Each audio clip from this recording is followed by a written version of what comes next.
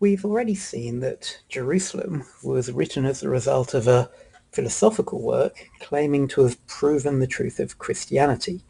And the idea that one could somehow prove the claims of religion to a satisfactory philosophical standard was not unusual, even among Enlightenment thinkers.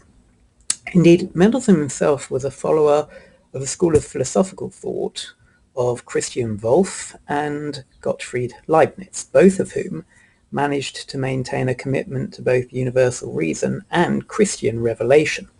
Leibniz in particular, by the way, is still much studied in university philosophy departments to this day.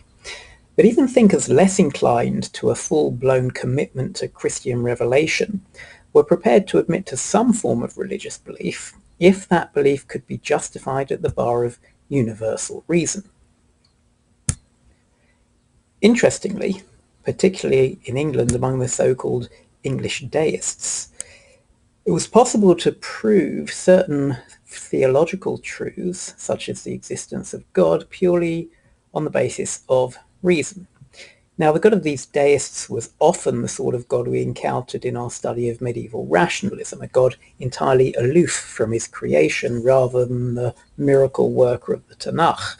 We're back with the God of the philosophers rather than the God of Abraham, Isaac, and Jacob.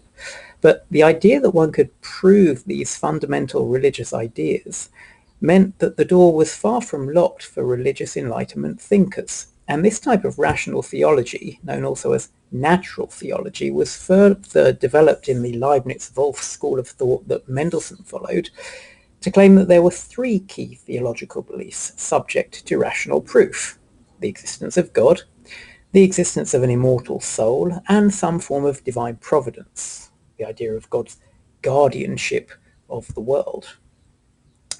Now, Mendelssohn himself is the first major Jewish proponent of such a natural theology, and yet rather than argue that Jewish revelation teaches those universal truths in order to show that Judaism is rational, Mendelssohn takes a very different and original route that continues to influence certain strands within modern Jewish philosophy.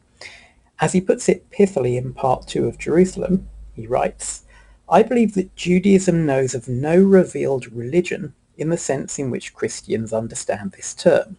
The Israelites possess a divine legislation, laws, commandments, ordinances, rules of life, instructions in the will of God as to how they should conduct themselves in order to gain temporal and eternal felicity. Propositions and prescriptions of this kind were revealed to them by Moses in a miraculous and supernatural manner, but no doctrinal opinions, no saving truths, no universal propositions of reason." Now, the point that Mendelssohn is making here is that the Christian religion requires specific beliefs. Christian revelation is not the revelation of law, but the revelation of truths or dogmas.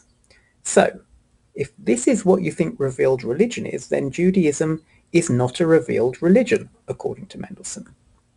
But, according to Mendelssohn, Judaism is instead concerned with laws. It's about behavior. Basically, it's about the revelation of mitzvot. That is the Jewish definition of religion. For Jews, religion is not about the revelation of truths. It's about the revelation of a way of life. Now, this is Mendelssohn's basic idea, and he goes on to elucidate it further in the continuation of Part 2 of Jerusalem. In so doing, he actually gives us two reasons why he believes it cannot be that the revelation at Mount Sinai was a revelation of truths, two arguments, so to speak, as to why revelation at Sinai cannot be concerned with truth. One of these arguments is moral, one is more epistemological. It's concerned with considerations to do with the nature of knowledge and proof. And we're going to try to draw out these two arguments in the following exercise.